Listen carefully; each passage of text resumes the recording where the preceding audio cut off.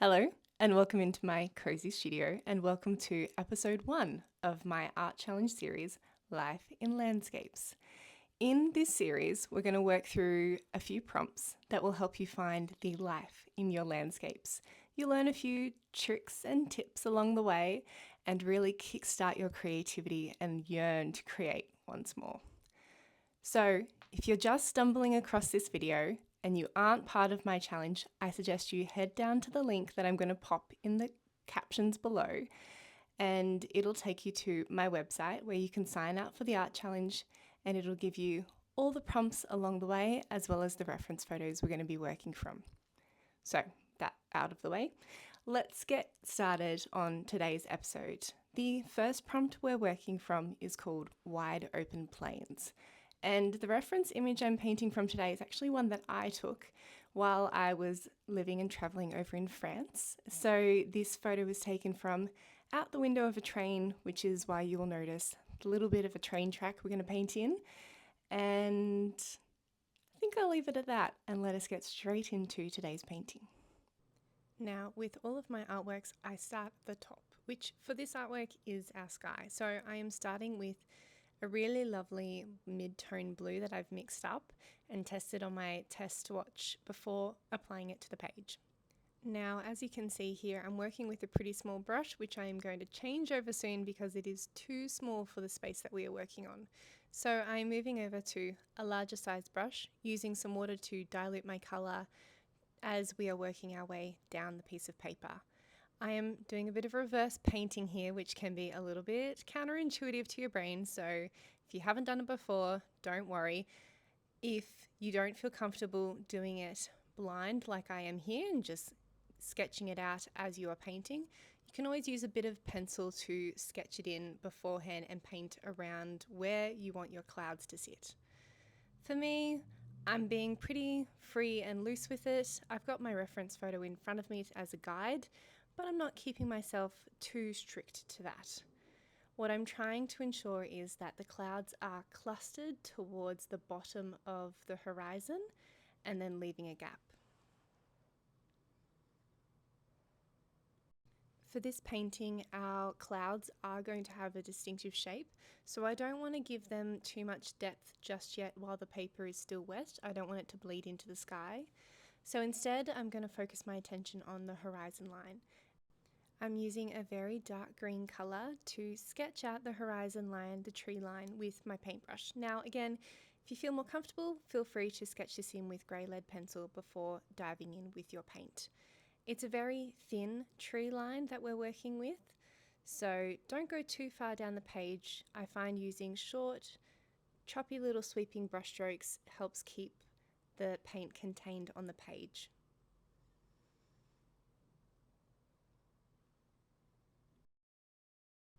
And as you're sketching in your tree line, remember it doesn't need to be a perfectly straight line because we're working with nature, and in this instance, the trees are not going to be a straight line. Where the trees meet, the meadow is also not going to be a straight line. So our next step is to approach the bottom of the page, which is our meadow. We want a really vibrant and bright green colour. I already have a couple of greens in my palette that are pretty much the colour that I want. I just like to play around with it a little bit. Next, we're going to apply it to the paper in the darkest spots that we see on our reference photo. This is to help start creating some of that depth and perception of the rolling hills that you see in the reference photo. We start in the darkest spot so that then we can come back with a clean, slightly damp brush and to pull that pigment across the page, which is what you can see me doing here. I've transitioned to a bigger brush, which has got mostly water and a little bit of paint on it. And while the paint is still wet on my page from where I've popped it in the most darkest areas, I'm quickly using my wet brush to fade out the harsh edges so that you still get a gradient of colour, but it all looks a bit more smooth and blended.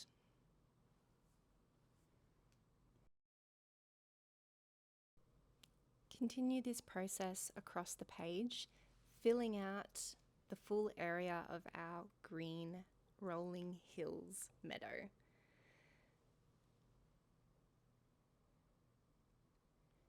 Now, I've noticed in the reference photo that there is a little bit of a yellow patch in the top left-hand corner of the meadow, so I'm using just a little bit of yellow while the page is wet to add a little bit of yellow pigment in there.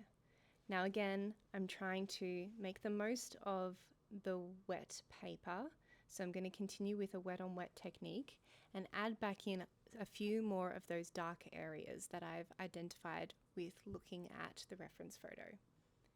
And by using wet on wet, it also reduces harsh lines and has a more softer blended look.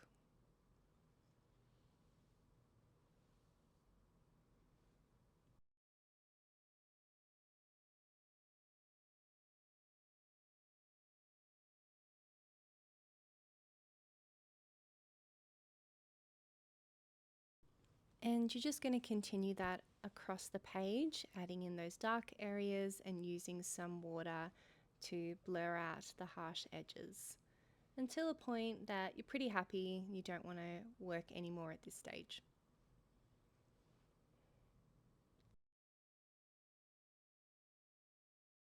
Now, once you're happy with this, I want you to mix up a dark green colour. As you can see in our reference photo, there is a darker patch of grass in the bottom left-hand corner of our page. We're just going to sketch that in with some short, choppy brush strokes. It's longer, weedy grass, and we'll come back with further detail in the future, but at the moment we're focusing on sketching out the different components of this painting. We'll layer up and build details with time, which is our next step, is adding some more darker points back into our rolling hills. As you can see, by adding just a little bit, the contrast really starts to come forward and pop off the page. And returning back to that short strip of darker grass, again using some choppy little brush strokes, this will help us build depth with time by having a good base layer that will increase in pigment with time.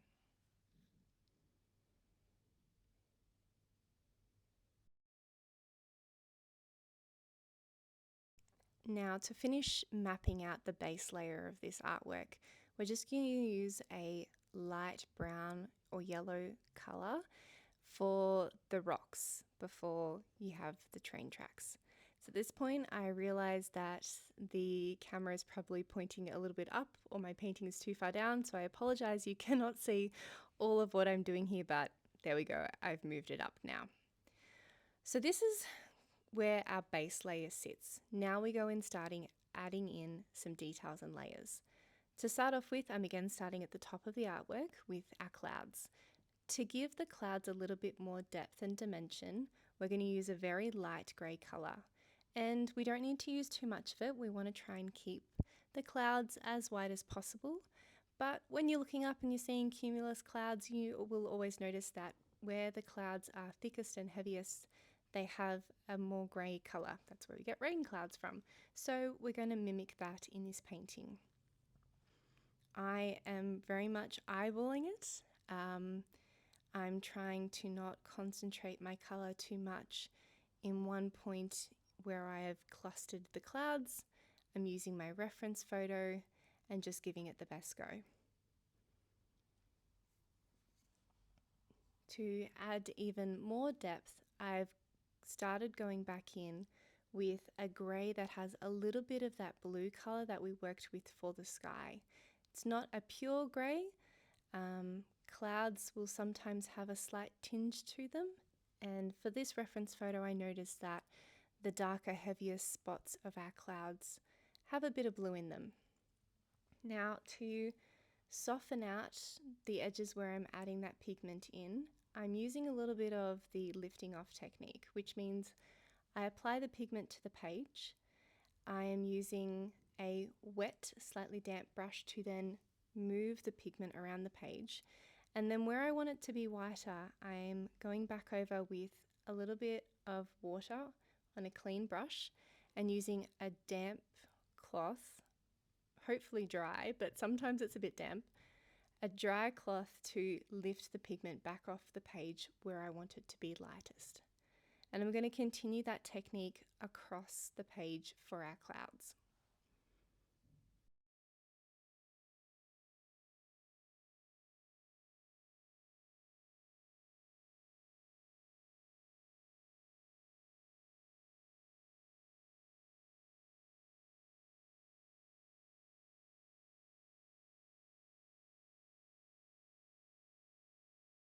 Now I'm going to spend the next few minutes continuously going over this section, adding a bit more depth in, lifting off as I see I need to, and continuing across the page. So if you're painting along, continue doing that to the point you feel comfortable.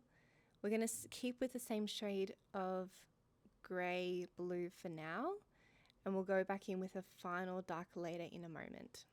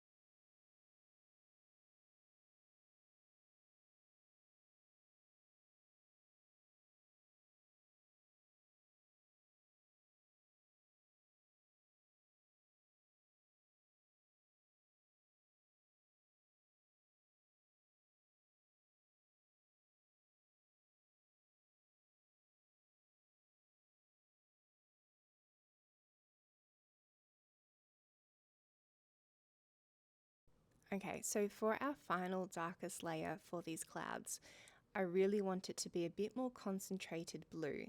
See how even already applying it to that one cloud has really defined it and made it pop off the page a bit more.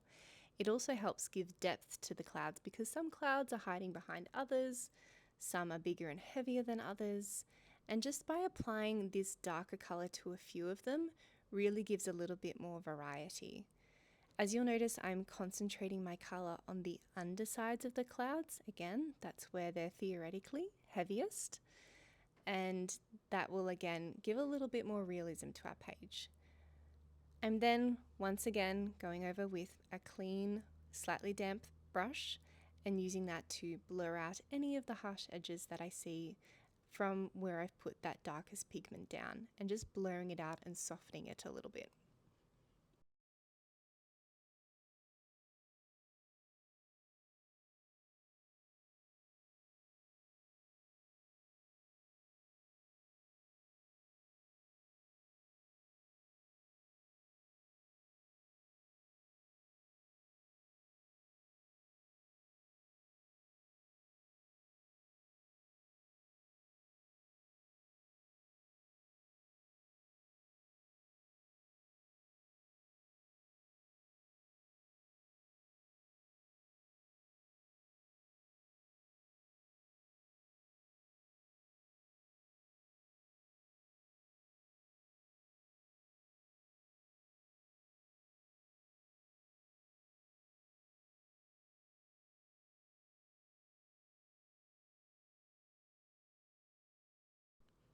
Okay, we are almost finished with these clouds, and I hope you have had some fun and freedom in playing around with creating depth in your clouds.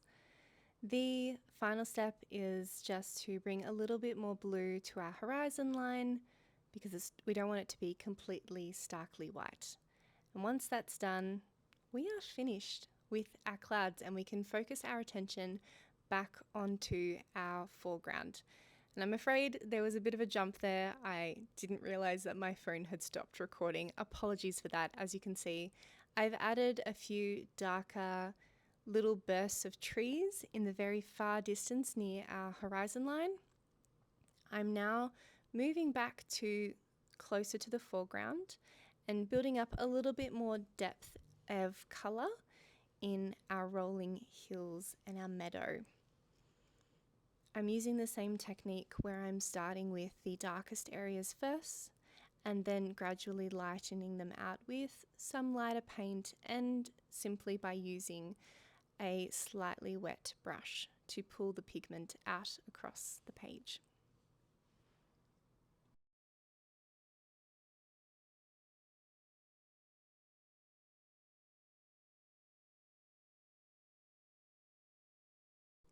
By building depth in this way and leaving some of those other areas towards the center and near the horizon line as lighter, it really builds the perception.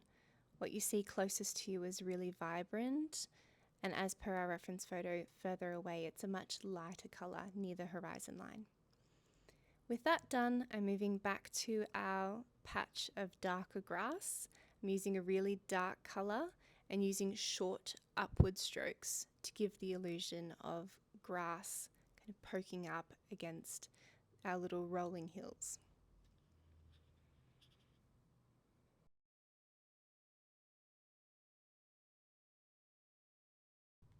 I'm gradually bringing those strokes further down towards the bottom of our page, starting to build up a little bit more depth in this area that we first sketched out. And I'm going to continue using a darker color. As I run out, I create more of the color. It doesn't have to be the exact same. Grass is not all the exact same shade of green. It's actually really more realistic to have variations of green. So keep playing around with it and building up that layer.